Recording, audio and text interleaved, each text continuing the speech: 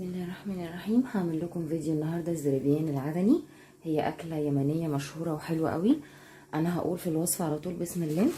انا مجهزه زيت غزير شويه على النار، وعندي هنا بصل مقطعاه شرايح كبيره، كانك هتعملي البصل بتاع التقليه بتاعه الكشري.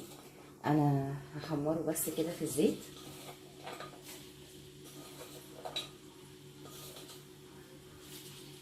هسيبه بس كده ياخد لون ذهبي زي التقليه بتاعه الكشري بالظبط، وبعد كده هنقول لكم نعمل ايه. انا البصل عندي اتحمر، انا هنشيله من الزيت وهقلل كميه الزيت شويه عشان هو كان لازم يبقى كتير شويه عشان تقلي فيه البصل ويبقى متحمر كويس في نفس الطاسه. هقول لكم هنعمل ايه بس انا هنشيله الاول. انا دلوقتي مجهزه كميه من اللحمه، طبعا دي كميه تقديريه، بس لو هتزودي كميه اللحمه وكميه الرز هتزودي كميه البصل. انا هحطها في نص الطاسه، وعليها كمان كميه بطاطس زي ما هي كبيره كده. الهدف منها ان عشان ما تتهريش اثناء السوي، لان هتاخد وقت شويه على النار.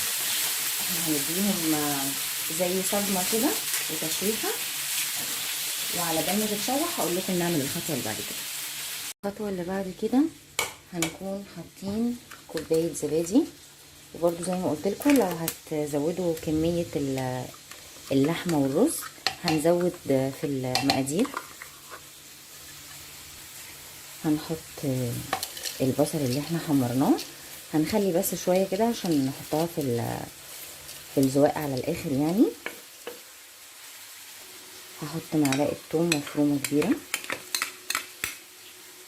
البهارات اللي عندي فلفل اسود، كزبره ناشفه، كمون،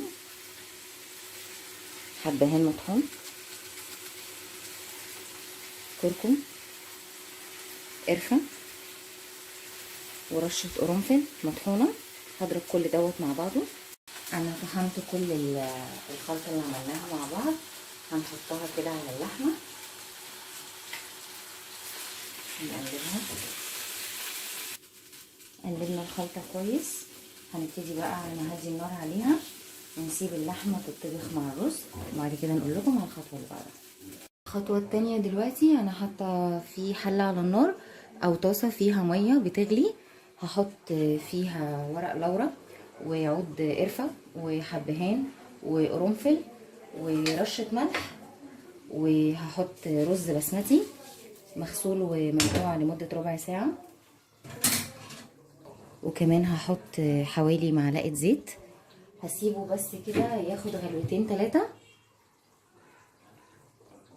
كأنك بتسلقيه بالظبط، وبعد كده هنصفي الميه ونصفي كل البهارات الصحيحه دي، وهنقول لكم بعد كده الخطوه اللي دلوقتي. اللحمه عندي ابتدت تدخل في السوا، في الوقت دوت هحط الملح بتاعي واظبطه. وانا خليت الرز ياخد غلوتين وصفيته من الميه وصفيته من البهارات الصحيحه. هحط الرز على اللحمه وابتدي اهدي النار عليه ويكمل سواه. هو كده عندي استوى، هدوب بس بودرة زعفران في شوية مية واحطهم كده عليه من فوق. اخر خطوة قبل الغرف هحط ورقة كده سيلفر فيها شوية زيت ومولعة فحماية، وهحطها فيها واغطيه واطفي عليه، بعد كده نغرف على طول. ده شكلها النهائي بعد ما غرفته. عايزه اقول لكم طعمها وريحتها بجد حلوه قوي ولذيذه جدا، ولو عجبتوها ان شاء الله هتعجبكم مش هتندموا. ولو عجبك الفيديو لايك وسبسكرايب وشير، وان شاء الله هنزل لكم بوصفات تانية جديده.